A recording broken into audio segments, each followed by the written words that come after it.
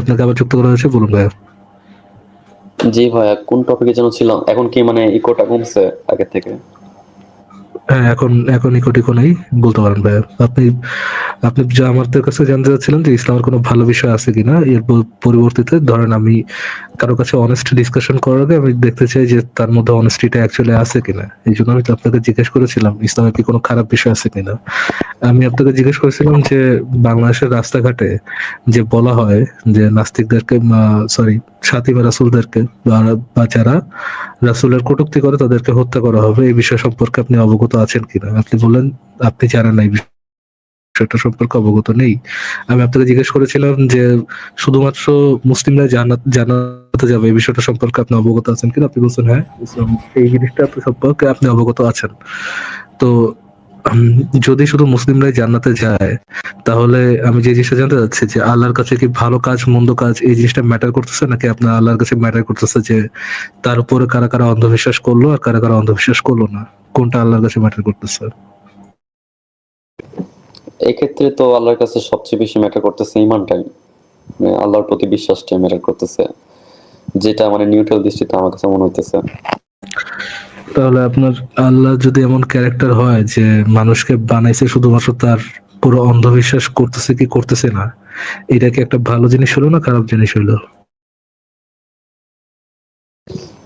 তাকে বিশ্বাস করতেছে না মানে যদি বিশ্বাস করে, যেহেতু আমার বিশ্বাস যেটা যে আমাদের একটা সৃষ্টিকর্তা আছে, তো বিশ্বাস করার মাধ্যমে আহ, তার প্রতি সবচেয়ে বড় মানে বলতে পারেন যে হ্যাঁ, ভালো কাজের মূল্যায়ন ওইভাবে হইতেছে না, সবার আগে ইমানটাই ম্যাটার করতেছে। এবার আপনার গড আপনার কাছে শুধুমাত্র দাবি করতেছে যে আপনার মধ্যে এই অন্ধবিশ্বাসটা আছে কিনা।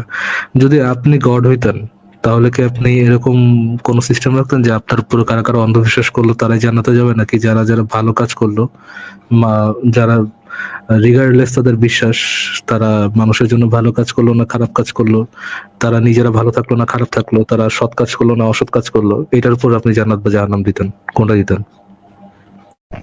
আমি দুইটার উপরে দিতাম। এটার কিন্তু উপরে তো ভাই একসাথে জিনিসটা যাচ্ছে না তো, দুইটার উপরে কিভাবে দিতেন? ধরেন আপনি কি দেখতে যেতেন যে ধরেন একটা লোক, ধরেন আসিফ ভাই এন্ড ধরেন একটা মোল্লা, আপনি দেখলেন যে একটা মোল্লা হচ্ছে সে আপনার উপর বিশ্বাস করে প্লাস হচ্ছে বাচ্চা দর্শন করে, আর আসিফ ভাই হচ্ছে আল্লাহর উপর আপনার উপর বিশ্বাস করে না, আপনাকে গালি দেয় কিন্তু সে ভালো কাজ করতেছে। আপনি দুইটার উপর বেস করে দিলে কি আসিফ ভাই যেহেতু আপনার উপর বিশ্বাস করতেছে না সেহেতু কি আপনি তাকে জাহান্নামে দিতেন? হ্যাঁ, আমি দিতাম। আপনার উপর বিশ্বাস না করলে জাহান্নামে দিতেন? আচ্ছা আচ্ছা আচ্ছা, এটা কি একটা ভালো কাজ হইতো? কারণ ক্রিয়েটরকে তো সবচেয়ে বেশি সম্মান করা উচিত। না, সেটা আমার একটা এটা কি ভালো কাজ হইতো কিনা? আচ্ছা মুসলিম ভাই, ধরেন ইয়ে যদি সত্য হয়, ধরেন ক্রিশ্চিয়ানিটি যদি সত্য হয়, জিজাস যদি গড হয় এবং জিজাস যদি আপনার কাজ না দেখে, আপনার ভালো কাজ না দেখে, ধরেন আপনি সারা জীবন সৎ কাজ করে আসলেন, দেখলো যে জিজাস হচ্ছে গিয়া গড, আপনি দেখলেন যে Jesus God, but you have never accepted Jesus Christ as a God, এবং এই জন্য জিসাস ক্রাইস্ট আপনাকে আজীবন ধরে জাহান্নামে পুরাইতেছে, হেলে পুরাইতেছে।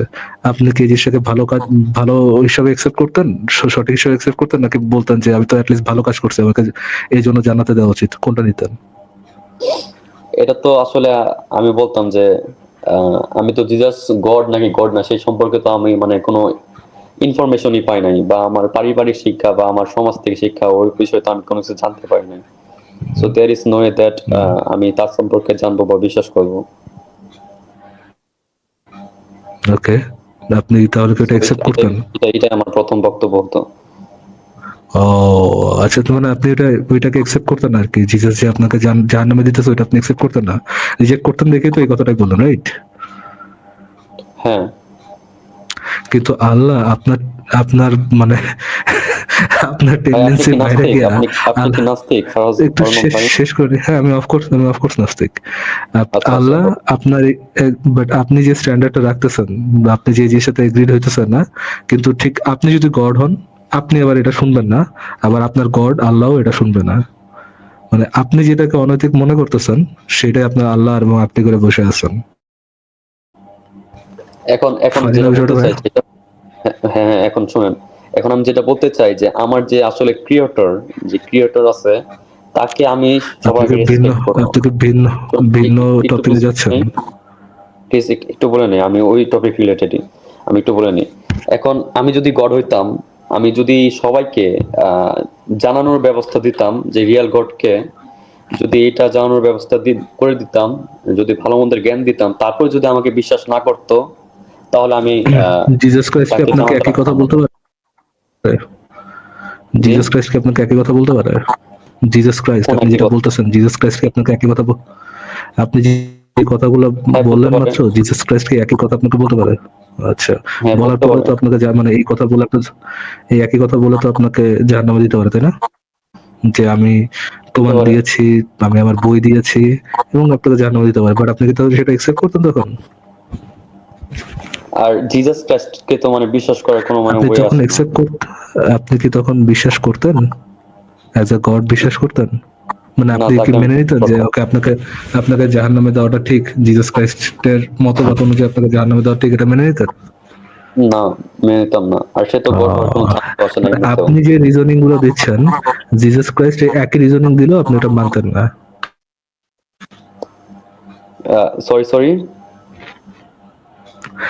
আপনি যে রিজনিং গুলো দিচ্ছেন যে কেন আল্লাহর জাহান্নামে পাঠানোটা যৌক্তিক, ওই একই রিজনিং জিসাস ক্রাইস্ট দিলেও আপনি ওই জিনিসটা মানতেন না।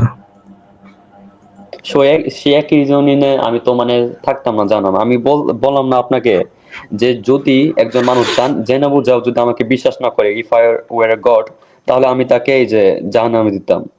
সো আমার কাছে আপনি কি যেহেতু জেনে বুঝে জানার, শুনেন আপনি কি প্লিজ, জেনে বুঝে আমার কাছে যেহেতু আপনি কি জানার জেনে ওয়ে বুঝে নাই, আমার আপনি কাছে কি যেহেতু জেনে জানার বুঝে ওয়ে নাই, সেহেতু আমাকে তো কেন ওই জানার লজিকে বই নেই? কেন জাহান্নামে কেন ঢোকানো জানার যাবে না। বই নেই? কেন জানার বই নেই আপনার কাছে? কে বলছে আপনার কাছে আমি জানার কোন বই কোন নেই? জায়গা থেকে জানবো যে he is a real god? কেন আপনার আপনার বাজারে কি ইয়ে পাওয়া যায় না, বাইবেল পাওয়া যায় না? কি পাওয়া যায় না?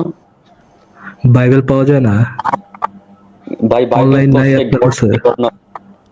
সে সে বাইবেলের মাধ্যমে তো প্রমাণ হয় না যে is he real god or not. তাহলে কিসের মাধ্যমে প্রমাণ হবে? যদি মানে যদি তার ধর্মগ্রন্থে কোনো ভুল না থাকে, সেলফ কন্ট্রাডিকশন না থাকে, তারপরে আপনি কি আপনার তার ধর্মগ্রন্থ লাইফে। কখনো পড়ে দেখছেন? আপনি কি আপনার ধর্মগ্রন্থ কখনো পড়ে দেখছেন যে আপনার ধর্মগ্রন্থে কোনো ভুল নাই বা সেলফ কন্ট্রাডিকশন নেই? আপনি কি কখনো পড়ে দেখছেন? না, আমার পুরোটুক পড়া হয়নি। আমি তো আপনাকে আপনি বলছি কি পুরো একবার যে আমি এক সেকেন্ড প্র্যাকটিস এক সেকেন্ড এক সেকেন্ড এক সেকেন্ড আপনি নিজে না পড়ে, নিজের ধর্মগ্রন্থের মধ্যে না পড়ে, নিজের ধর্মগ্রন্থ সম্পর্কে অ্যাওয়ার না হয়ে আপনি মেনে নিচ্ছেন যে আপনার ধর্মগ্রন্থ যদি কেউ মানে সাবস্ক্রাইব না করে, আপনি নিজেও জানেন না আপনার ধর্মগ্রন্থে ভুল আছে কিনা, আপনি নিজেও জানেন না আপনার ধর্মগ্রন্থে কোনো কন্ট্রাডিকশন আছে কিনা। এগুলা না জেনে আল্লাহ যখন মানুষকে জাহান্নামে পাঠাইতেছে, আপনি এটাকে জাস্টিফাই করতেছেন না, ঠিক আছে, বাট অন্য ধর্মগ্রন্থে ভুল আছে কিনা, অন্য ধর্মগ্রন্থ ইয়ে আছে কিনা, কন্ট্রাডিকশন আছে কিনা, এটা আপনি না জেনেই বলতেছেন যে আমি যেহেতু জানি না সেহেতু আমাকে জান্নাতে দেওয়া ঠিক না, জাহান্নামে দেওয়া ঠিক না। ভাইয়া, আপনি কি জানেন according to Islam, according to Quran, ah, আপনার খ্রিস্টানদের খ্রিস্টানদের কাছে যে ধর্মগ্রন্থগুলো আছে, ওই ধর্মগ্রন্থগুলো কারাপ্টেড না, এটা কি আপনি জানেন? ওই ধর্মগ্রন্থগুলোর মধ্যে ভুল নাই, এই জিনিসটা কি আপনি জানেন? আমি যতটুকু জানি যে তাদের যে বাইবেল ধর্মগ্রন্থ আছে ওটা হলো বিকৃত করা ধর্মগ্রন্থ কিন্তু আর কি। এটা কি যে অ্যাকর্ডিং টু ইসলাম? এটা কি অ্যাকর্ডিং টু এটা আমি ইসলাম? হুজুরদের কাছ থেকে শুনছি যে, বিভিন্ন এটা কি মূলত অ্যাকর্ডিং টু ইসলাম? মানে অ্যাকর্ডিং টু কোরআন হাদিস? হুজুর তো ভাই সব অ্যাকর্ডিং টু কোরআন হাদিস না, এই যে অ্যাকর্ডিং টু কোরআন হাদিস। অ্যাকর্ডিং টু কোরআন হাদিস যেটা হযরত ঈসা আলাইহিস সালামের উপর আসলে আসছিল ইনজিল, সেটা একদম কারেক্টেড। অ্যাকর্ডিং টু কোরআন হাদিস আপনি জানেন না ভাই, ঈসার কাছে যেটা আসছিল সেটা ইয়া কিনা সেটা আপনি জানেন না। অ্যাকর্ডিং টু কোরআন হাদিস মুহাম্মদের সময়ও যে ঈসাদের কাছে, কাফেরদের কাছে, অমুসলিমদের কাছে যে ইয়াগুলো আছে, কেতাবগুলো আছে, ওই কেতাবগুলা অথেন্টিক কেতাব, যে কেতাবগুলোকে তাদের নবীরা মানে মোহাম্মদ নিজেও ইয়ে করে গেছে, মোহাম্মদ নিজেও এটাকে সার্টিফাই করে গেছে, কোরআন নিজেও যেগুলোকে প্রিভিয়াস কেতাবগুলোকে সার্টিফাই করে গেছে। আচ্ছা, ধরে নেন আমরা একটা হাইপোথেটিক্যাল বিষয় নিয়ে আলোচনা করি। ধরেন ইসলামে যারা বিশ্বাস করে না, ধরেন আপনি, ধরেন আমি, আপনার কোরআন হাদিসের ক্লেম গুলাকে, কোরআন হাদিসের দাবিগুলোকে সত্য বলে মানতে পারতেছি না, কোরআন হাদিস থেকে বের হয়ে আসতেছি। মানে আমি মনে করছি এগুলো ফাউল কথাবার্তা, এগুলো সবপক্ষে কোনো যুক্তিতত্ত্ব প্রমাণ কোনো কিছু নেই, সবগুলো হচ্ছে অন্ধবিশ্বাস। এখন এইটার জন্য যদি আমি ইসলাম থেকে বের হয়ে আসতে চাই, এবং ইসলাম যদি এটার জন্য আমাকে পানিশ করতে চায় যে আমাকে ডেথ পেনাল্টি দেওয়া হবে, তাহলে কি এটা একটা ভালো কাজ হবে না খারাপ কাজ হবে মুসলিম ভাইয়া? ডেথ পেনাল্টি না, ডেথ পেনাল্টি তো এটা ভালো কাজ হবে না। ভালো কাজ হবে না। তো এটা যদি কোরআন হাদিসে থাকে তাহলে কি আপনার কোরআন হাদিসে খারাপ জিনিস থাকবে?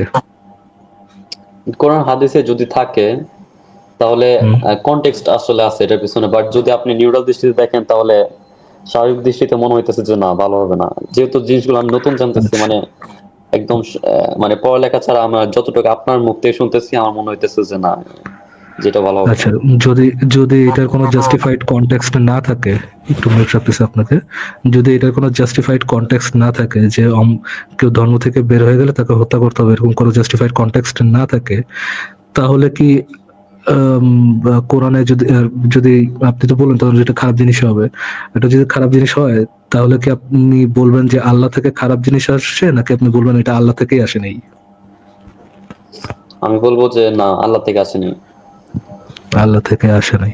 জি আসিফ ভাই, প্লিজ আপনি যদি একটু দেখাইতেন যে ধর্ম ত্যাগ করার শাস্তিটা কি, যদি একটু বলতেন আসিফ ভাই। ইসলামে তো ইসলাম ধর্ম ত্যাগ করার শাস্তি তো সরাসরি গর্দান উড়াইয়া দাও, এই কথাটা নবী বলে গেছে যে ইসলাম যে ইসলাম ত্যাগ করবে তার গর্দান উড়াইয়া দাও। এই জিনিসটা হচ্ছে হাদিসে পরিষ্কার ভাবে আছে, কোরআনেও আছে, হাদিসে একদম পরিষ্কার ভাবে একদম স্ট্রেট কথাটা বলা আছে। আমি তাহলে সেটা একটু দেখাচ্ছি। একটা কোশ্চেন ক্লিক করতে পারি আসিফ মহিউদ্দিন ভাইকে? হ্যাঁ, আমি তো, হ্যাঁ বলেন। আপনি কি এথিস্ট নাকি আপনি একজন মানে ধার্মিক?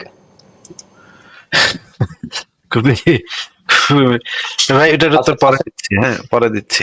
আমি নতুন আসছি আপনার চ্যানেলে, একটু আগে এই যে ভাইটাকে বললাম। এটা হচ্ছে আমার চ্যানেল আর কি, আমি লাইভ টাইপ করে আসিফ ভাই নতুন নতুন নাস্তিক হয়েছে আর কি, উনি 2-3 দিন হলো নাস্তিক হয়েছে আর কি। আমরা এই যে অনলাইনে নাস্তিকদের ভূমিকা শুনি না, আমি একটু বিভ্রান্ত হয়ে শয়তানের আশ্বাসে একটু নাস্তিক হয়ে আমার গেছি ভাই। নতুন নতুন শীর্ষ আর কি আসিফ মহিউদ্দিন ভাই। হ্যাঁ ভাই, আপনি দেখাইছেন তো, আপনারা যেগুলো দেখাইছে যে ওয়েবসাইট থেকে যেগুলো দেখাইছিলাম, একটু দেখাই দেন আসিফ ভাই। ঠিক করেছি, আমি আবু বকরের দায়িত্বটা আমি নিব, প্রথম খলিফা হব। ফারাজ ভাই বললে তখন মানে, তবে আমি আমার মেয়ে বিয়ে দিব না ফারাজ ভাইয়ের সাথে। যাই হোক, আমি ভিডিওটা দেখাচ্ছি, আগে একটু ভিডিওটা দেখেন। মুসলমান সে যদি কুফর করে সে মুরতাদ, শরীয়তে তার শাস্তি কি? রাসূলুল্লাহর হাদিস সহিহ বুখারী 2য় খণ্ড কিতাবুল ইরতিদাদে এসেছে, মান বাদদালা দীনাহু ফাকতুলু, যে মুরতাদ হয় তাকে কতল করো। আচ্ছা, আবার আশা করি মুসলিম ভাই আপনি এই হুজুরকে চেনেন, ওনার নাম ভাই হচ্ছে আরেকবার একটু রিপিট দেখান, সে যে হাত দিয়ে যে ইয়েটা দিল, ইশারাটা দিল ভাই, পাক্তলু করা লাগে যে ইশারাটা দিল ভাই। আচ্ছা দেখেন, মুসলমান সে যদি কুফর করে সে মুরতাদ, শরীয়তে তার শাস্তি কি? রাসূলুল্লাহর হাদিস সহিহ বুখারী 2য় খণ্ড কিতাবুল ইরতিদাদে এসেছে, মান বাদদালা দীনাহু ফাকতুলু, যে মুরতাদ হয় তাকে কতল করো। আচ্ছা আমরা শুনলাম আব্বাসী হুজুরের বক্তব্য শুনলাম, আমরা আহমদুল্লাহর বক্তব্য শুনতে পারি, তবে এই ভিডিওটা অনেক লম্বা হবে। Islam won't fuck you, Islam will ফাকতুলু ইউ। আচ্ছা আমরা দেখি, আমরা গুনবীর বক্তব্য শুনতে পারি, শোনেন এইটুকু একটু শোনেন।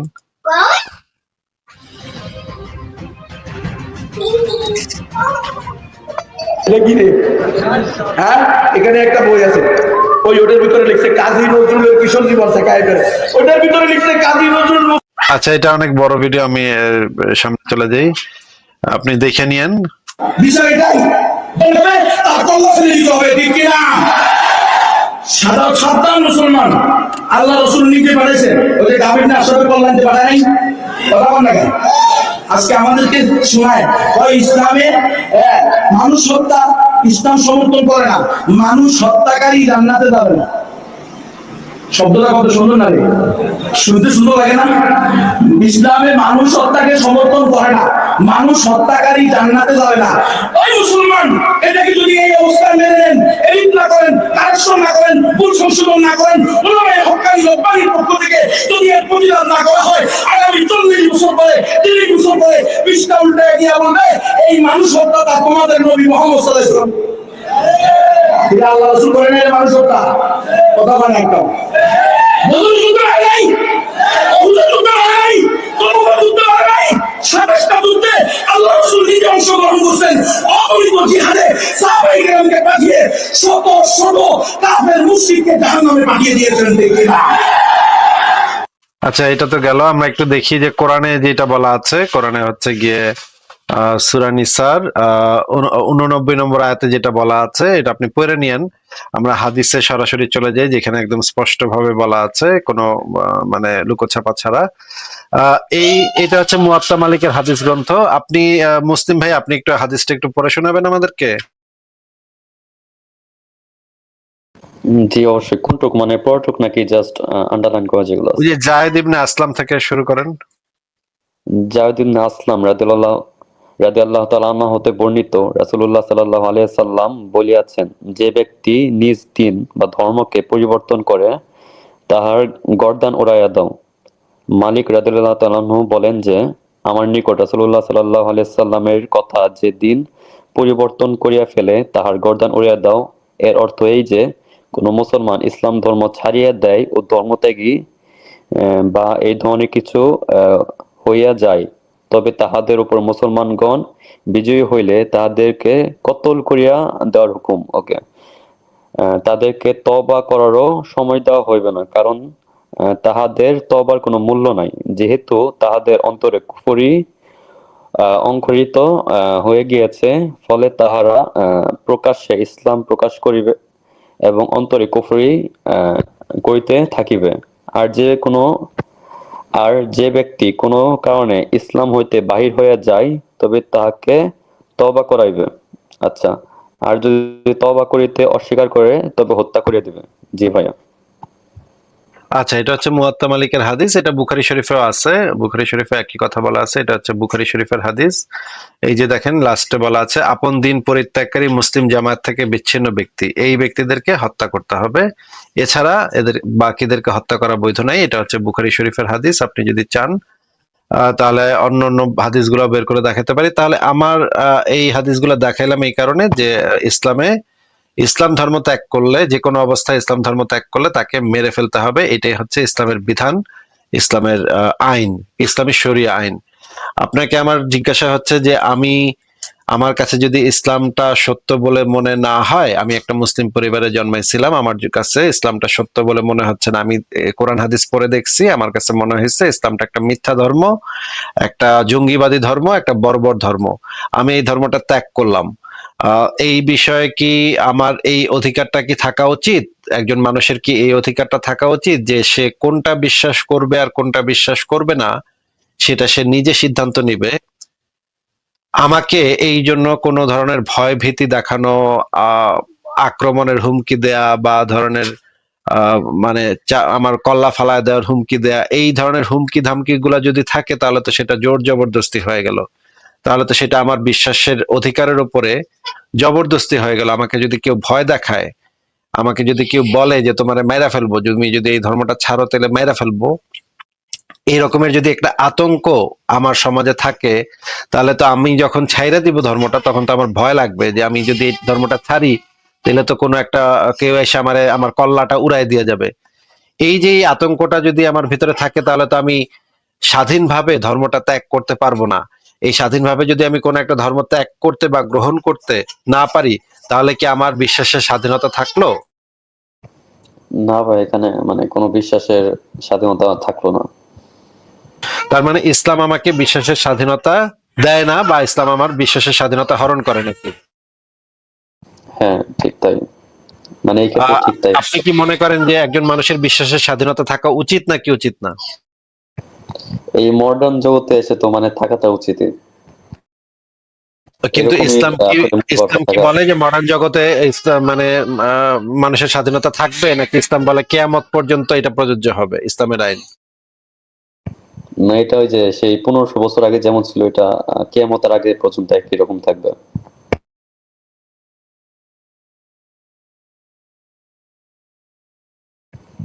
ফারাজ ভাই আপনি বলেন দিলে। ওকে। তো- তাহলে ভাই আপনার ইসলাম থেকে কি মানে এখন বলেন ভাই, আপনার আল্লাহ কি এখানে খারাপ বিধান দিয়েছে নাকি এটা আল্লাহ থেকে আসেনি? আপনার পজিশন কোনটা? যদি বলতে চাই তাহলে ফার্স্ট পজিশন হবে যেটা আল্লাহ থেকে আসে নাই। যদি এই মানে উইদাউট এনি কন্ট্রাডিকশন আমি ইসলাম কোনো কথা বলি। ইসলাম হচ্ছে গিয়ে ঈশ্বরের মানে ঈশ্বরের ধর্ম না, প্রেরিত ধর্ম না আর কি। এখন আপনার মানে মুখের কথা শোনা বা এই হাদিসের দলিল শোনা তো আমার কাছে তাই মনে হইতেছে যে এই বিধানটা যেহেতু মানে মানে রেফারেন্স যদি সঠিক হয়ে থাকে তাহলে ইসলাম হচ্ছে আল্লাহ প্রেরিত কোনো ধর্ম না, মানে ঈশ্বর প্রেরিত কোনো ধর্ম না। মানে কিন্তু এখন আমি রাইট কোনো মানে মানে কোনো আর্গুমেন্ট দিতে চাইতেছে না বা কোনো কিছু বলতে চাইতেছে না রাইট মানে আপনি বুঝতে এখনই। পারেন, সমস্যা নাই। কারণ কারণ এই আমি আপনাকে যে এখন ডিসিশন মেক করতে বলতেছি যে সেরকম না। আপনি জানতে চাচ্ছেন যে এটার কোনো রাইট কনটেক্সট আছে কিনা, রাইট? রাইট কনটেক্সট আছে কিনা এটা আপনি জানতে চাচ্ছেন, মানে আপনি যেহেতু জানেন না সেহেতু আর কি আপনি ইয়েটা দিতে মানে ফাইনাল ভার্ডিক্টটা দিতে যাচ্ছেন না। তাহলে আমরা এই জিনিসটা তো পৌঁছাতে পারি, যদি এটার কোনো জাস্টিফাইড রিজন না থাকে অ্যাকর্ডিং টু ইউ, এটা যদি কোনো জাস্টিফাইড রিজন না থাকে যে মুরতাদদেরকে কেন হত্যা করতে হবে, এটা কোনো জাস্টিফাইড রিজন না থাকে, তাহলে আপনার পজিশন হবে যে ইসলাম কোনো ঈশ্বর প্রেরিত ধর্মগ্রন্থ না, এটা মানুষই বানাইছে। নাকি মুসলিম ভাই? হ্যাঁ এটুকুই। আর আরেকটা কথা আমি বলতে চাই একটু ওই যে এখানে আমার একটা ছোট পয়েন্ট আছে ইসলাম। প্লিজ। মুসলিম ভাই আমার একটা ছোট পয়েন্ট আছে এখানে। আমার ছোট একটা পয়েন্ট আছে, একটু বলতে দিলে আসলে ভালো হয়। আচ্ছা বলেন। আচ্ছা, একটু আগে আমি যেটা দেখলাম একজন হুজুর বলতেছে যে মুরতাদকে কতল করা বা মুরতাদ মেবি যারা ইসলাম ত্যাগ করে তার কথা বলতেছে। হ্যাঁ তো হ্যাঁ সেখানে বলতেছে যে মুসলিম যারা হয়েছিল জন্মাইছিল মুসলিম হয়ে মানে পরিবারের চাপে যারা মুসলিম তারা যখন ত্যাগ করে তাদেরকে হত্যার বিষয় বলতেছে। আর আমি মসজিদের পয়েন্টে যেটা শুনছি একটা হুজুর মেবি বনি ইসরায়েল না কোন একটা সূরার আয়াত নেয়া হাজার বার শুনছি এটা, যে একজন মানুষ একজন মুসলিম একজনের জীবন বাঁচাইলে পুরা মানব জাতিকে বুঝতে পেরেছি। এটা হচ্ছে বাঁচায়। সূরা মাইদার 32 নম্বর আয়াত। এটা নিয়ে আমরা একটু পরে আলোচনা করব, অসুবিধা না না নেই। না, একটু শুনেন ওই প্লিজ। এখন বনি এখন দুইটা ইসরায়েলীদেরকে বলে দিয়েছিলাম, একটু কথাটা শুনে নেন। আমি বুঝতে পারছি আপনি কি বলবেন। আমি আপনাকে সেই সূরার আয়াতটা পরিষ্কারভাবে বলে দিচ্ছি, সেটা আপনারই হেল্প হবে। সূরা মাইদার 32 নম্বর আয়াতে বলা হয়েছে, আমি বনি ইসরায়েলীদেরকে বলে দিয়েছিলাম কেউ যদি একটি প্রাণকে হত্যা করে, একটি নিরপরাধ প্রাণকে হত্যা করে, তাহলে সে যেন পুরো মানব জাতিকে হত্যা করলো। আর কেউ যদি একটি প্রাণকে রক্ষা করে তাহলে সে যেন পুরো মানব জাতিকে রক্ষা করলো। এই আয়াতটার কথাই তো বলছেন, তাই না? হ্যাঁ হ্যাঁ, ইয়াতে কত এটা আমি অনেকবার শুনছি। হ্যাঁ, ওই আয়াতে একটা শব্দ আছে, নিরাপরাধ মানুষকে, নিরাপরাধ, এই শব্দটা মনে আছে? না, নিরপরাধ এরকম কিছু একটা আসলে হুজুরদের কাছ থেকে শুনি নাই। শুনেন নাই? আচ্ছা আমরা আয়াতটা তাহলে সরাসরি একটু দেখি। আপনি যেহেতু প্রসঙ্গটা তুলেই ফেললেন, তখন আমরা একটু আয়াতটা একটু দেখিয়ে আসি যে এই জিনিসটা আছে নাকি, নিরাপরাধ মানুষ আছে নাকি, কি আছে ওই আয়াতের ভিতরে, কি আছে। আমরা একটু সরাসরি ওই কোরআন খুলে একদম আয়াতটা সরাসরি বের করে, আমরা আমাদের লাইভে এইভাবে আলোচনা করি, টোরান খুলে একদম আসলে আয়াত বের করে, অনুবাদ বের করে সরাসরি আয়াতটা দেখি, তারপর আমরা কথা বলি। আমরা একটু দেখি, এইটা হচ্ছে 4টা অনুবাদ এখানে দেয়া আছে এই আয়াতটার, সূরা মাইদার 32 নম্বর আয়াত। এখান থেকে আমরা আল বায়ান ফাউন্ডেশনের অনুবাদটা পড়বো, কারণ এটা হচ্ছে সবচেয়ে অথেন্টিক অনুবাদ। এইটা একটু পড়েন তো যে ভাই, একটু পড়েন তো এখানে কি। এই কারণে আমি বনী ইসরায়েলদের উপর এই হুকুম দিলাম যে যে ব্যক্তি কাউকে হত্যা করা কিংবা জমিনে ফাসাদ সৃষ্টি করা ছাড়া যে কাউকে হত্যা করলো জমিনে সে যেন, ফাসাদ সৃষ্টি করা ছাড়া, এই কথাটা দেখতে পাচ্ছেন?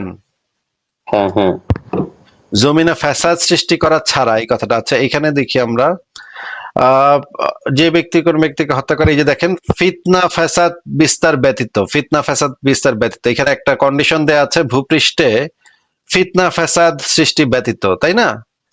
হ্যাঁ হ্যাঁ।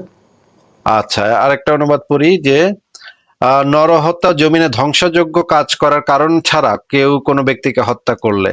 আরেকটা অনুবাদে দেখি আমরা, যে ব্যক্তি মানুষ হত্যা কিংবা জমিনে সন্ত্রাস সৃষ্টির কারণ ব্যতীত কাউকে হত্যা করবে। এই যে এখানে একটা শব্দ বারবার আসতেছে, এটা কিন্তু সব মানুষের কথা বলা হয়নি, একটা কন্ডিশন দেয়া হয়েছে যে জমিনে ফ্যাসাদ সৃষ্টি করা এই টাইপের মানুষ ব্যতীত, তাই না? জি ভাই। তার মানে তো এটা তো নিরাপরাধ, মানে একজন মানে নিরাপরাধ মানুষের কথা বলা হয়েছে, এক্সেপ্ট জমিনে ফ্যাসাদ সৃষ্টি করা ছাড়া। এই টাইপের মানুষদের কথা তো এখানে বলা হয় নাই নাকি? হ্যাঁ, পুরো তো ওইটুকুই মনে হইতেছে আমার। আচ্ছা, এবার আমরা দেখি জমিনে ফ্যাসাদ সৃষ্টি, ফিতনা ফ্যাসাদ জিনিসটা কি আমরা একটু দেখি। উল্লেখ করে দেই যে এই জিনিসটা কিন্তু আসলে তালমুদ থেকে কপি করছে মোহাম্মদ। এটা কিন্তু আসলে কোরআনের আয়াত না, এটা তালমুদের আয়াত, তালমুদের একটা ভার্স ছিল। যাই হোক, ওইটা নিয়ে আমরা পরে আলোচনা করব। আমরা এবার কোরআনের আরেক নবী কি পড়তে পারতো? নবী জানতো, ওইটা আমি পরে আপনাকে বের করে দেখাবো নবী কিভাবে জানতো, কার কার কাছ থেকে শুনতো, মানে তালমুদ তাওরাত থেকে কার কার কাছ থেকে জানতো শুনতো। এবং তারা অভিযোগও করছে মোহাম্মদের বিরুদ্ধে যে তারা কপি টপি মাইরা ওইগুলা কোরআন টোরআন লিখতেছে। এটা তারাও মোহাম্মদের আমলেই তারা মোহাম্মদের সম্পর্কে নানা অভিযোগ ছিল মোহাম্মদের বিরুদ্ধে। ওইটা আমি পরে আস্তে আস্তে বের করব, ওইটা একসাথে তো সব দেখানো সম্ভব না। তো আমরা কোরআনের আরেকটা আয়াত পড়ে নেই। এটা হচ্ছে সূরা মাইদার 33 নম্বর আয়াত। এটা হচ্ছে পরের আয়াতটা, দেখেন, জমিনে বিশৃঙ্খলা করে বেড়ায় তাদেরকে কি বলা হয়েছে, এই জিনিসগুলো বলা হয়েছে যে তাদেরকে হত্যা করা হবে, শুলে চড়ানো হবে, একদিকের হাত এবং অপর দিকের পা কেটে ফেলা হবে এবং তাদেরকে দেশ থেকে নির্বাসিত করা হবে। এটা হচ্ছে সূরা মাইদার 33 নম্বর, আগেরটা ছিল 32, এটা হচ্ছে 33। এখানে আবার জমিনে যারা ফ্যাসাদ সৃষ্টি করে তাদের সম্পর্কে বলা আছে। এবার আমরা যে জিনিসটা বলবো, দেখি যে ফিতনা ফ্যাসাদ জিনিসটা কি, সেটা আমরা একটু সৌদি আরবের একজন প্রখ্যাত আলেম আছেন মতিউর রহমান মাদানী, ওনার মুখ থেকে আমরা একটু শুনি এই ফিতনা ফাসাদ কাকে বলে, সেটা একটু শুনেন। আল্লাহ পাক তারপরে সাহাবাই কেরামদেরকে সম্বোধন করে বলছেন ওয়াকাতিলুহুম। এই সম্বোধন সরাসরি নবী সাল্লাল্লাহু আলাইহি ওয়াসাল্লাম সাহাবাই কেরামদেরকে রয়েছে, আর পরোক্ষভাবে কিয়ামত পর্যন্ত সকল মুমিন মুসলিম যাদেরকে আল্লাহ পাক ক্ষমতা দিয়েছেন, শাসন ক্ষমতা দিয়েছেন, তাদেরকে রয়েছে। ওয়াকাতিলুহুম হাত্তা লা তাকুনা ফিতনা, তোমরা আল্লাহ দ্রোহীদের বিরুদ্ধে, কাফের মুশরিকদের বিরুদ্ধে সশস্ত্র লড়াই করো। হাত্তা লা তাকুনা ফিতনা, যতদিন পর্যন্ত পৃথিবীতে ফিতনা থাকে, যতদিন ফিতনা না মুছে যায়। এই ফিতনার তাফসীর নবী সাল্লাল্লাহু আলাইহি ওয়াসাল্লাম সাহাবায়ে কেরাম থেকে বর্ণিত রয়েছে, সেটা হচ্ছে শিরক। শিরক হচ্ছে সবচেয়ে বড় ফিতনা, শিরক হচ্ছে সবচেয়ে বড় ফিতনা।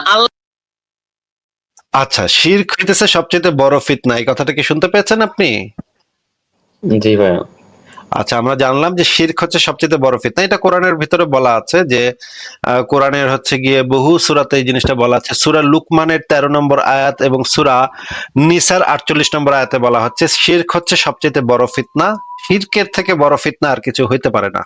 এবং শিরকটা কি মানে একাধিক সৃষ্টিকর্তায় বিশ্বাস করা?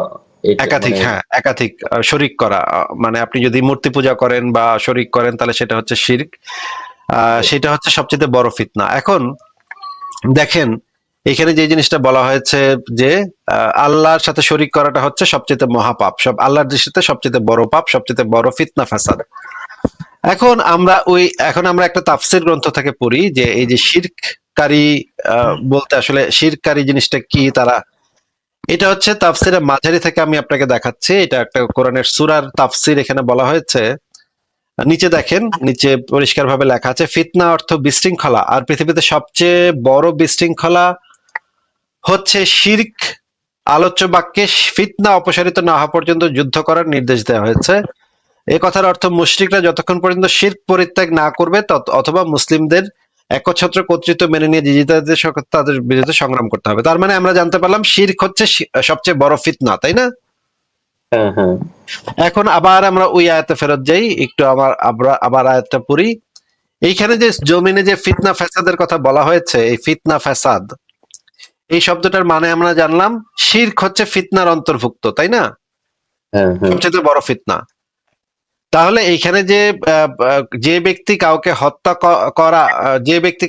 করা কিংবা জমিনে ফিতনা ফাসাদ সৃষ্টি করা ছাড়া যে কাউকে হত্যা করলো সে যেন সব মানুষকে হত্যা করলো, আর যে তাকে বাঁচালো সে যেন সব মানুষকে বাঁচালো। এই আয়াতটা তো তাহলে শিরককারীদের সম্পর্কে বলা হয় নাই, শিরককারীদেরকে তো মারা যাবে, তাই না? হ্যাঁ, শিরকারীদের মারা যাবে। শিরকারীদেরকে মারা যাবে, বাদ বাকিদের সম্পর্কে বলা হয়েছে যারা শিরক করে না। এখন আপনি আমাদেরকে একটু বলেন তো যে একজন শিরকারী আল্লাহর দৃষ্টিতে বেশি ভয়ঙ্কর অপরাধী নাকি মুরতাদ বেশি ভয়ঙ্কর অপরাধী? আহ, মানে দুইজনই তো মানে সমান অপরাধী, আমি যেটা বুঝতেছি। সমান না, আর মানে এই মুরতাদ হচ্ছে আরো বড় অপরাধী। মুরতাদ হচ্ছে শিরকারীর থেকে বড় অপরাধী হচ্ছে মুরতাদ, কারণ সে ইসলামে ছিল কিন্তু এটা ত্যাগ করছে। এর থেকে বড় অপরাধ ইসলামে আর নাই, থাকার পরেও সে ত্যাগ করছে। কারণ আচ্ছা মক্কা যখন বিজয় করছে মোহাম্মদ, তখন শিরকারীদেরকে কিন্তু ক্ষমা করে দিছিল, কিন্তু মুরতাদ যারা ছিল তাদেরকে কিন্তু ক্ষমা করে নাই। মক্কা যখন দখল করছে মোহাম্মদ, তখন কিন্তু মুরতাদদেরকে মেরে ফেলতে হবে এটা হুকুম দিয়ে দিছিল, কিন্তু শিরকারীদেরকে কিন্তু ক্ষমা করে দিছিল। আপনি কি এটা জানেন? না, এটুকু যায় না, কিন্তু শিখদের ক্ষমা করে দিল তাদের প্রতি ভালো, কিন্তু সরি কিন্তু মুরতাদদের মানে করলো না, এটার মানে কারণটা কি? মুরতাদ একজনের একজন প্রতি একজন মুরতাদকে করে নাই, সেটা আমি পরে বের করে দেখাবো। সেটা আপনাকে ইনফরমেশন দিয়ে রাখলাম, আমি যদি মানে সময় হয় তাহলে পরে দেখাবো আপনাকে। যে জিনিসটা বলতে যে জিনিসটা মূল পয়েন্টটা যেটা ছিল, সেটা হচ্ছে ইসলামের বিধান হচ্ছে যে মুরতাদরা তো ওই যে সূরা মাইদার যে আয়াতটার কথা আপনি বললেন, সেটা মুরতাদদের ক্ষেত্রে প্রযোজ্য না। মুরতাদ হচ্ছে কি ইসলামের দৃষ্টিতে বিশৃঙ্খলা, ফিতনা, ফাসাদ সৃষ্টিকারী। এই এই আয়াতে তো, সূরা মাইদার 32 নম্বর আয়াতে তো ফিতনা ফাসাদ সৃষ্টিকারীদেরকে এক্সেপশন হিসেবে রাখা হয়েছে। ওইটা তো ওই আয়াতেই বলা আছে, এরা তো এক্সেপশন, তাই না? হ্যাঁ এরকমই এক্সেপশন তাহলে তো থাকে। সূরা মাইদার 32 নম্বর আয়াত দ্বারা তো আপনি এটা বলতে পারেন না যে না, তার মানে তো মুরতাদদেরকে মারা যাবে না, এটা তো আপনি বলতে পারেন না, কারণ এখানে তো এক্সেপশনে বলা আছে যারা ফিতনা ফাসাদ সৃষ্টিকারী, এবং মুরতাদ হচ্ছে ইসলামের দৃষ্টিতে ফিতনা ফাসাদ সৃষ্টিকারী। কারণ হচ্ছে গিয়ে সবচেয়ে বড় ফিতনাই হচ্ছে শিরক, এবং তার থেকেও বড় খারাপ হইতেছে মুরতাদ। তাহলে তো সেটা তো ফিতনা ফাসাদই তো হইলো। আচ্ছা, আমি যে পয়েন্টটা মেক করতে চাইছিলাম ওইটা হচ্ছে, এক আয়াতে বলা হইতাছে যে একজনের মারলে তুমি পুরো মানব জাতির মারবা, এর মানে একজন এক জায়গায় হলো সাপোর্ট করা হইতেছে না, আরেক জায়গায় বলতেছে যে ইসলাম ত্যাগকারীকে মেরে ফেলা। সো এই জিনিসগুলো যে সেলফ কন্ট্রাডিকশন, মানে ওইটা আমি একটু মানে বলতে চাইছিলাম যে জিনিসগুলো একটু মানে হ্যাঁ, সাংঘর্ষিক সেলফ হয়ে যায়। কন্ট্রাডিকশন তো বটেই। সেলফ কন্ট্রাডিকশন আরো একটা আয়াতে বলা আছে যার যার দিন তার তার, আরেকটা আয়াতে বলা আছে ধর্মে কোনো জোর জবরদস্তি নাই। কিন্তু এই জিনিসগুলো তো কন্ট্রাডিক্টরি, মানে এইখানে এখন কন্ট্রাডিকশনটার কারণটা কি যদি আপনি জিজ্ঞেস করেন যে তাহলে ভাই এটা এইরকম কেন, আমি যেটা পরে বুঝছি সেটা হইতেছে মোহাম্মদ যখন মক্কায় ছিল তখন মোহাম্মদের ক্ষমতা ছিল কম। তখন যদি মোহাম্মদরে কেউ এসে মারধর করতো, মোহাম্মদ তখন মানবতার কথা বলতো, ভালো ভালো কথা বার্তা বলতো যার যার ধর্ম তার তার, যার যার দিন তার তার, ধর্মে কোনো জোর জবরদস্তি নাই, আসো আমরা মিলেমিশে থাকি।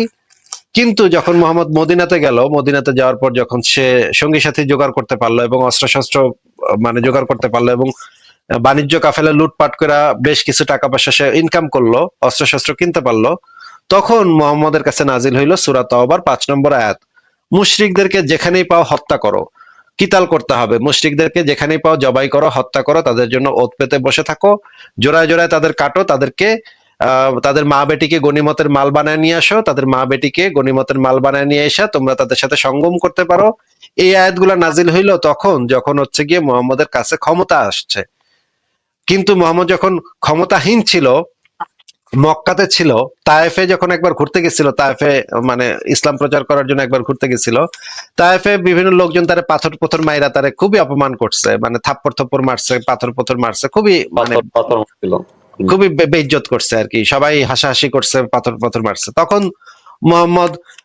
মোহাম্মদ বলছে যে আমার কাছে জিব্রাইল ফেরেশতা এসে বলতেছে যে হে নবী, তুমি খালি হুকুম দাও, আমি তায়েফের 2টা পাহাড় এইভাবে চাপ দিয়ে আমি একদম সব মানুষ এক চাপ দিয়ে মেরে ফেলামু, খালি হুকুমটা দাও হে মোহাম্মদ, তুমি আমার খালি বলো, আমি পুরা এই তায়েফবাসীরে উড়াই দিব এক্ষুনি। তখন মোহাম্মদ কত ভাই, এখানে মানবতার আমার দূত। একটা কথা আছে, একটু শুনবেন? হ্যাঁ বলেন। জিবরাইল আলাইহিস সালাম নবীর হুকুমটা শুনবে কেন? তার উচিত না আল্লাহর হুকুম আগে শোনা? সেটা তো আমাদের, হ্যাঁ সেটা আমাদেরও প্রশ্ন, তো তুমি তো আল্লাহ হুকুম দিলে তুমি এটা করবা, তুমি আবার নবীর জন্য বসে আসছো কেন? তবে ইসলামিস্টরা বলে যে এই বিষয়ে নবীকে এখতিয়ার দেওয়া হয়েছিল, আল্লাহ নবীকে এখতিয়ার দিচ্ছে যে নবী যদি হুকুম দেয় তখন তুমি কইরো, এই জন্য আচ্ছা জিব্রাইল এই কথা বলছিল। আচ্ছা, তাহলে সেটা ঠিক আছে, এটা এখানে সেলফ কন্ট্রাডিকশন নাই। আচ্ছা এখানে সেলফ কন্ট্রাডিকশন মানে মিটাই দিচ্ছে আর কি, ইসলামিস্টরা মিটাই দিচ্ছে। কিন্তু হচ্ছে গিয়ে যদি এরকম হয় যে তখন মোহাম্মদ তখন মানে ফেরেশতাদেরকে বলছে না না না না না, তুমি ওদেরকে কিছু করো না, ফেরেশতারা তোমরা ওদেরকে কিছু করো না, কারণ ওরা এখনো জানে না, ওরা বোঝে না, ওরা এখনো বুঝতে পারছে না যে আমি কে। তুমি ওদেরকে ছেড়ে দাও, তুমি ওদেরকে মাফ করে দাও, আমি মানবতার নবী, আমি সবাইকে ভালোবাসি, ওরা একদিন না একদিন হয়তো তোরা মানে ইসলামে আসবে, এই কথা বলে মোহাম্মদ খুব মানবতার একটা ডাক দিছে। কিন্তু একই মোহাম্মদ যখন হচ্ছে গিয়ে বনু কুরাইজা গোত্রকে আক্রমণ করছে, বনু কুরাইজা গোত্র চারপাশে ঘিরা বৈশা আছে, তখন বনু কুরাইজা গোত্রের বিরুদ্ধে অভিযোগ ছিল কি বনু কুরাইজা নাকি চক্রান্ত করতেছিল গোপনে গোপনে। মানে বনু কুরাইজার লোকজন কিন্তু কোনো যুদ্ধ করতে আসে নাই মোহাম্মদের সাথে। বনু কুরাইজা নাকি চক্রান্ত করতেছিল, এটা নাকি জিব্রাইল মারফত মোহাম্মদ খবর পাইছে। খবর পায় তাদেরকে চারপাশে আটকে রাখছে। বনু কুরাইজার সঙ্গে তো মেবি নবীর চুক্তি ছিল আগে থেকেই। না, নবীর কোনো চুক্তি ছিল না ভাই, ভুল জানেন ভাই, নবীর কোনো চুক্তি ছিল না। মদিনা সনদে বনু কুরাইজা এই চুক্তিতে স্বাক্ষরকারী কোনো গোষ্ঠী ছিল না। আচ্ছা আচ্ছা, তাহলে আপনি এটা ক্রস চেক করে দেখতে পারেন। আমি আপনাকে বলছি যে এবং এটা নিয়ে আমি যে কোনো ইসলামিস্টের সাথে আলোচনা করতে পারি। বনু কুরাইজার সাথে মদিনা সনদে বনু কুরাইজা এগ্রি করে নাই, বনু কুরাইজা এটার ভিতরে ছিল না। ওই যে লিস্ট আছে সবচেয়ে আর্লিয়েস্ট সোর্স যেটা আছে সেখানে বনু কুরাইজার নাম নাই। বনু কুরাইজার সাথে চুক্তি হয়েছিল আরেকটা বিষয়, সেটা পরে আলোচনা করব।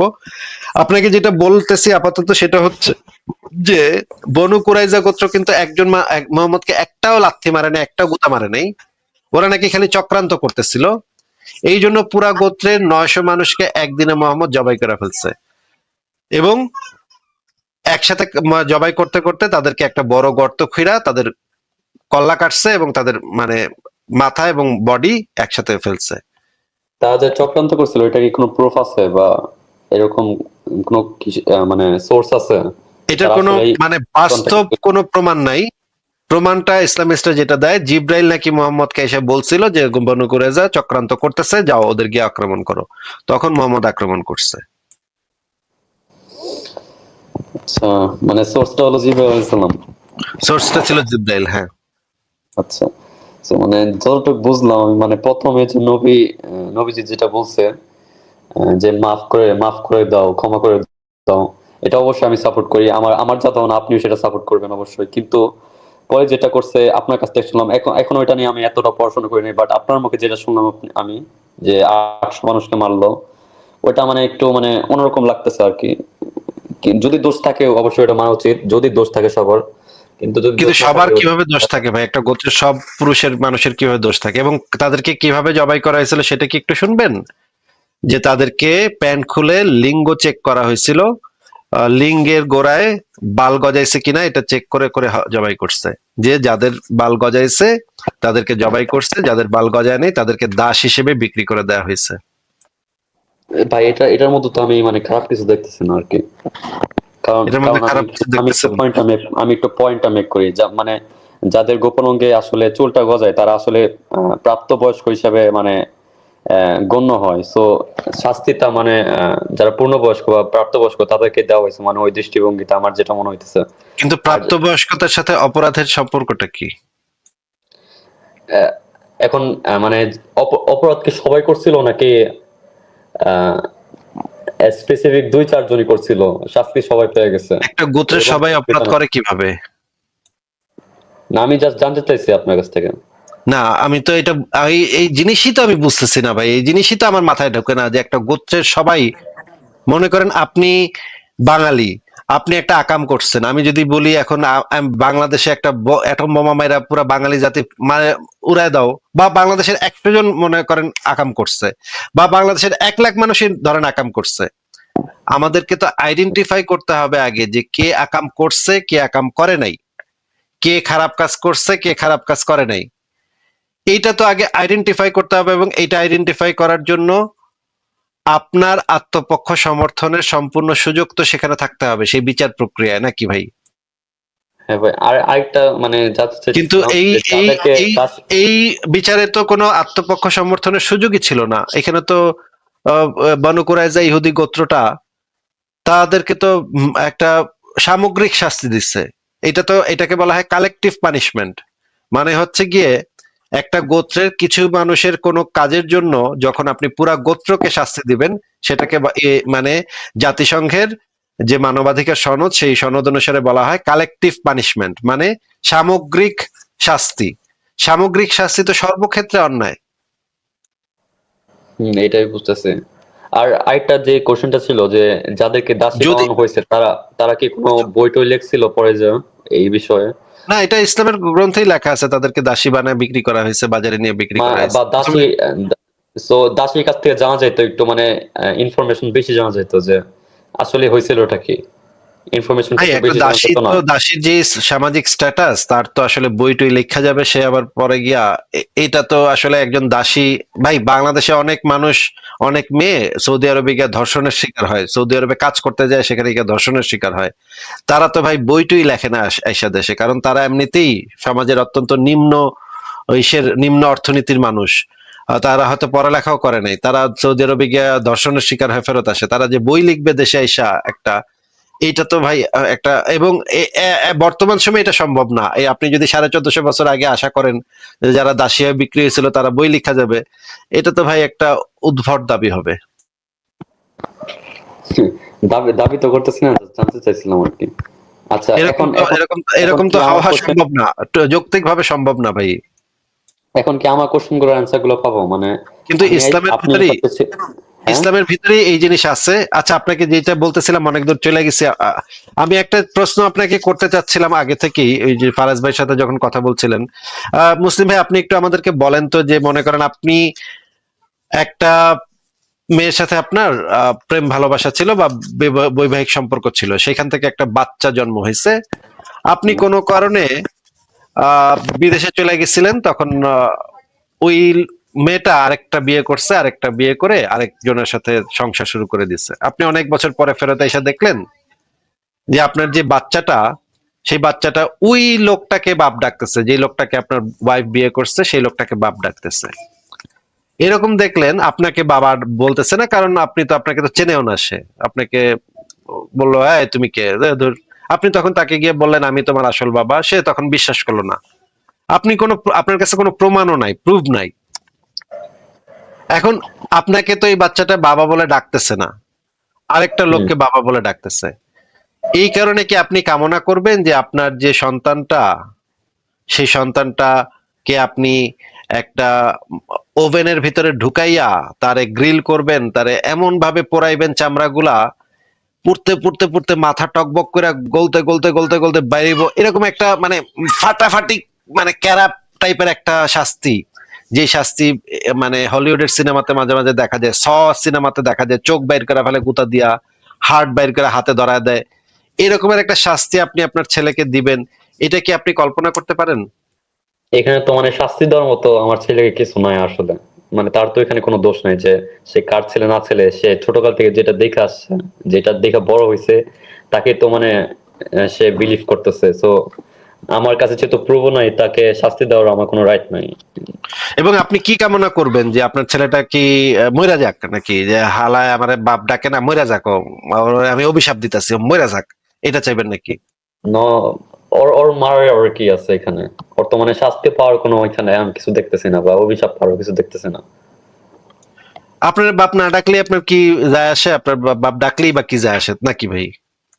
হ্যাঁ, এরকমই কিছুটা কিছুটা এটা তো আক্ষেপ হবে অবশ্য, কিছুটা আক্ষেপ হবে, খারাপ লাগতে পারে, কিন্তু এটা তো এমন এমন কিছু ব্যাপার না যে তার কোনো বাট মেরে ক্ষয়ক্ষতি ফেলাবো আপনি না। করবেন। বাট আমি ওই যে সো কল্ড শাস্তি আমি দিব না, বা মেরে ফেলাবো না, বা যেটা বললেন যে মাইক্রোওয়েভ আমি দিব না।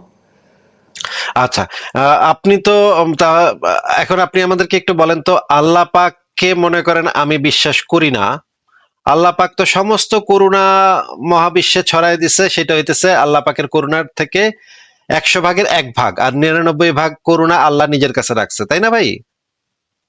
হ্যাঁ, এখন সেই 1 ভাগ করুণার অত্যন্ত সামান্য অংশ আপনি পাইছেন। আপনি বলতেছেন আপনার ছেলে যদি আপনাকে, আপনি জন্ম দিচ্ছেন, তারপরেও আপনাকে যদি বাবা হিসেবে স্বীকার না করে, তাহলে আপনি তার কোনো ক্ষয়ক্ষতি চাবেন না, তা আপনি চাইবেন যে সে যেন ভালো থাকে, সে যেন সুস্থ থাকে, স্বাভাবিক মানে সুখী জীবন যাপন করে।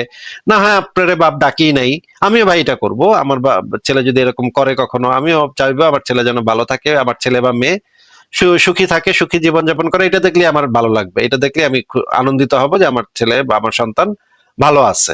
আমি চাইবো না, আচ্ছা ঠিক আছে আমার তো বাপ ডাকতেছে না, কি আর করা, ঠিক আছে, এটা আমার মনে একটু খারাপ লাগবে, কিন্তু আমি এটা নিয়ে এত কিছু করব না।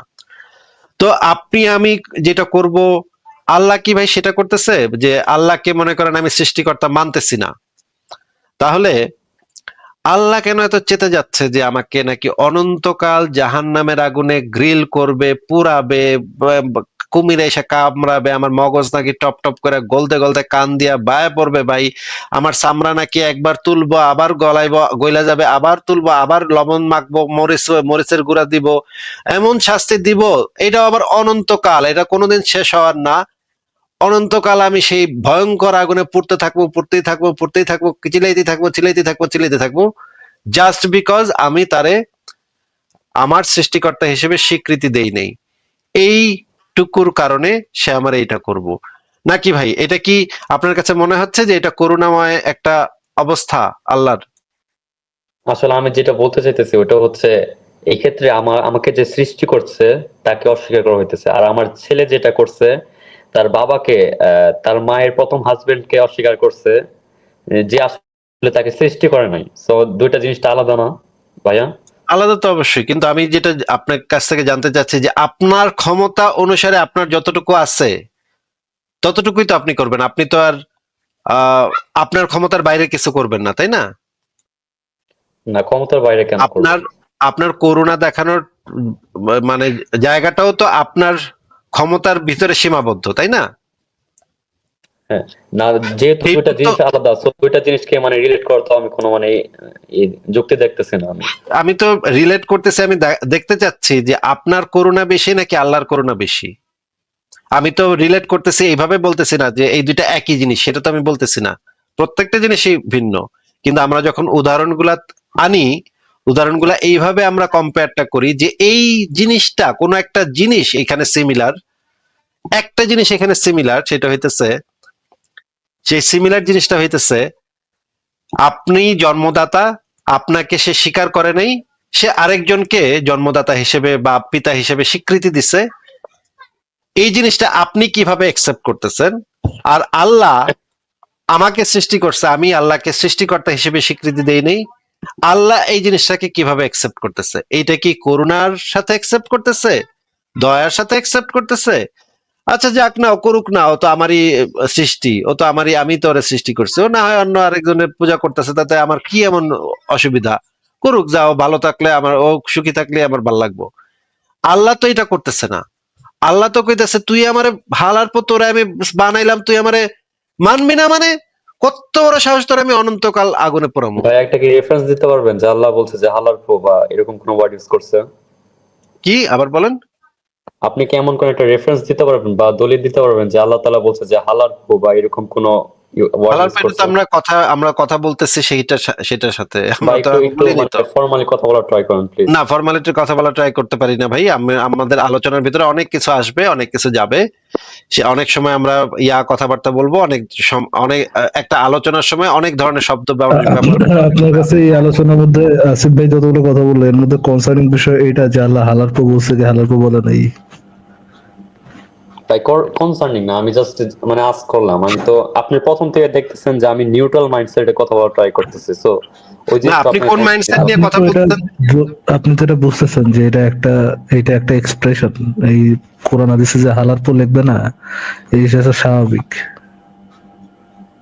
সো মানে আমি যাকে সৃষ্টিকর্তা হিসেবে মানে বিলিভ করি তাকে আসলে মানে সে এই কথা বলছে এটা না বলতে ভাই আমার দৃষ্টিকোণে আসলে ভালো হতো। সে হচ্ছে অমুসলিমদেরকে জাহান্নামে দিচ্ছে জাস্ট বিকজ তাতে সে অন্ধবিশ্বাস করতেছে না, এটা নিয়ে আপনি কনসার্ন না। আপনি কনসার্ন যে মানে ওই সত্তাকে কেউ হচ্ছে হালাল পো বলছে। আপনি এটা মানে নৈতিকতার কত স্থলন চিন্তা করেন ফারাজ ভাই, যে মানে সারা পৃথিবীর মনে করেন একজন লুই পাস্তুর, সে যেই কাজ করছে সেই কাজের জন্য, মনে করেন আব্রাহাম লিঙ্কন, পৃথিবীতে দাস প্রথা বিলুপ্ত করার ক্ষেত্রে আব্রাহাম লিঙ্কনের অবদান অনস্বীকার্য। পৃথিবীর লক্ষ লক্ষ কোটি কোটি মানুষ এখন দাস প্রথার সেই যে ভয়ঙ্কর অবস্থা থেকে মুক্ত, লক্ষ লক্ষ মানুষ এখন দাসত্ব থেকে মুক্ত।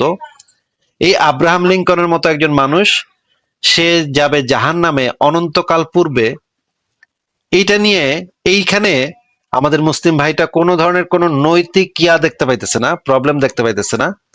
ওনার কাছে সবচেয়ে ভয়ঙ্কর প্রবলেম মনে হইতেছে যে আল্লাহ হালার পকইব, হায় হায়, এটা এটা কি এই একই কথা ফারাজ ভাই, কিন্তু মিজানুর রহমান আজহারী যদি এই একই ভাষায় যদি কইতো, আমার কাছে আছে মিজানুর রহমান আজহারী সেই ওয়াজটা আমার কাছে আছে। মিজানুর রহমান আজহারী কইতেছে আল্লাহ হালায় এটা কইছে, নবী হালায় এটা কইছে, এই মানে ঢাকাইয়া ভাষায় মিজানুর রহমান আজহারী যখন এই কথাটা বলে, তখন উনি ওই ওয়াজে উপস্থিত থাকলে তো উনি মাশাআল্লাহ সুবহানাল্লাহ বলে চিক্কুর মারতেন, যে ভাই আমি ঠিক করতাম না, আমি তার ধিক্কার ঠিকই জানাইতাম। চিক্কুর মারতেন যে হ্যাঁ আমাকে আজহারী সাহেব কত চিক্কুর মারতেন। চমৎকার কথা কইছে। হ্যাঁ, কিন্তু উনি এই আলোচনাতে যেখানে হচ্ছে কি আরেকটা মারাত্মক বিষয় নিয়ে আমরা আলোচনা করতেছি, যে একজন অমুসলিম, সে একটা অমুসলিম পরিবারে জন্মাইছে, সে ইসলাম সম্পর্কে জানছে কিন্তু সে ওইটারে বিশ্বাস করেনি, সে তার বাপদাদার ধর্মই পালন করছে। এই কারণে তাকে অনন্তকাল জাহান্নামে অনন্তকাল ধরে পোড়ানো হইতেছে এবং শাস্তি দেওয়া হইতেছে, নানা ধরনের টর্চার করা হইতেছে, এবং সেই টর্চার গুলা হচ্ছে গিয়ে একদম সাইকোপ্যাথের মতো টর্চার, যেগুলো হচ্ছে সাইকোপ্যাথরা যে টর্চারটা করে। উনি সেইখানে কোনো প্রবলেম পাইতেছে না। উনি সবচেয়ে বেশি যেই জিনিসটাতে ওনার মানে পুরা মানে ওনার লাগছে, খারাপ লাগছে, যে হায় হায় আল্লাহ হালার পর কইব, এইটা নিয়ে ওনার সবচেয়ে বেশি দুশ্চিন্তিত উনি। ভাই অবশ্যই আমি দুশ্চিন্তিত, কারণ মানে আমার এটা আল্লাহর প্রতি অবশ্যই লাভ আছে, তাই না? অবশ্যই অবশ্যই আপনার মুমিনরা এরকমই, সেটা আমরা জানি ভাই। এটা আসলে আমরা এই জিনিসটা আমরা একটু বের করে, এই জিনিসটা আমরা একটু বের করি, যে এই জিনিসটা যে আমি বললাম যে অমুসলিমরা চিরস্থায়ী জাহান্নামী। আমি এবার আপনাকে আরেকটা জিনিস দেখাবো। আচ্ছা, এটার আগে আমি একটু আমার কথাটা বলে নেই প্লিজ। একটু এই জিনিসটা দেখানি, এই জিনিসটা একটু দেখানি, just one statement please, please একটু দেখানি, এই জিনিসটা একটু দেখে নেন। আমি আপনি যেটা বললেন যে আমি ভাই এই জিনিসটা একটু দেখে নেন, তারপরে আপনি বলেন। আমি আসলে একটা কথা বলি, যদি হুজুররা কোনো দোষ করে, ওই যে যেমন মামুনুল হকের কথা বলি, সে নিজে বলে যে বিয়ের আগে এগুলা করা যাবে না, বাট নিজে যে এগুলা করতেছে, আমি তার সামনে পাইলে আমার যদি পারত হবে, তার আগে দুটো থাপ্পড় দিতাম ভাই। সেই যে মানে ইসলাম ঠিক আছে, বুঝতে পেরেছি ভাই। এই হাদিসটা একটু পড়ে শোনান মুসলিম ভাই, এই হাদিসটা একটু পড়ে শোনান। সেটাই, হ্যাঁ মুসলিম ভাই, এই হাদিসটা একটু পড়ে শোনান। ভাইয়া কথাটা শোনা যাচ্ছে না আপনাদের একদমই। মুসলিম ভাই, এই হাদিসটা একটু পড়ে শোনান আমাদেরকে।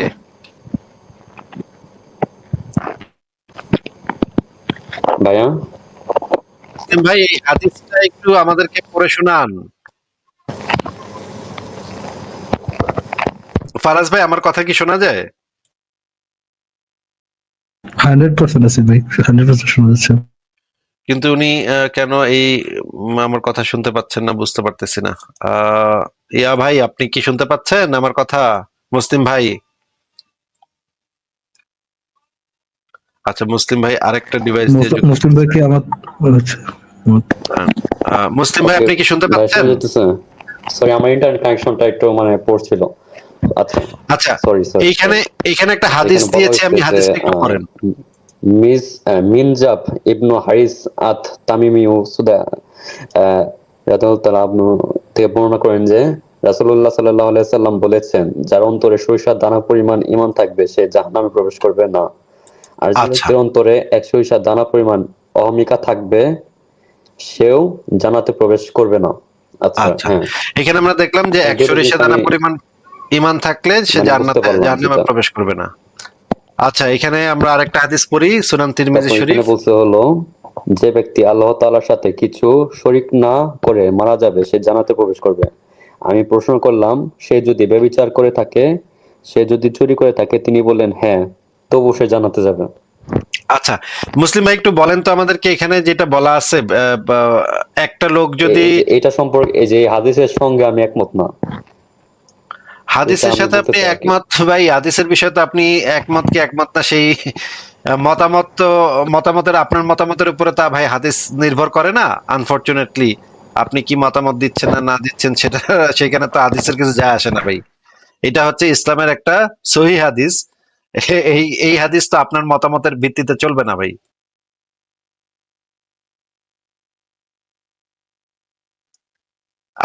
আপনি যে মতামত দিচ্ছেন এই হাদিসের সাথে আমি একমত বা দ্বিমত বা তিনমত, আপনাকে তো, আপনার কাছ থেকে তো মতামত কেউ চায় নাই ভাই হাদিস সম্পর্কে। মুসলিম ভাই, আপনি কি শুনতে পাচ্ছেন?